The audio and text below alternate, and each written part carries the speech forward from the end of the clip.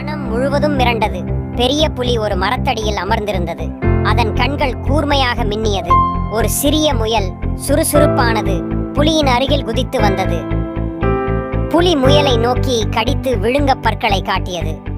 முயல் அதைக் கண்டு சற்றும் மிரண்டவில்லை. நான் உன்னை பயப்பட வைக்கிறேன் என்று புலி ஒலித்தது. முயல் சிரித்தது. நீயேதானே எனக்கு வேட்டையாட வேண்டும்.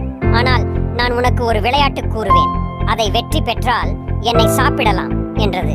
இங்கே இருந்து அந்த மலையை நோக்கி ஓட வேண்டும். ஒரே தடவையில் அதை கடந்து வந்தால் நீ வெற்றி பெறுவாய். இல்லை என்றால் நான் வெற்றி பெறுவேன். புலி வேகமாக ஓட ஆரம்பித்தது.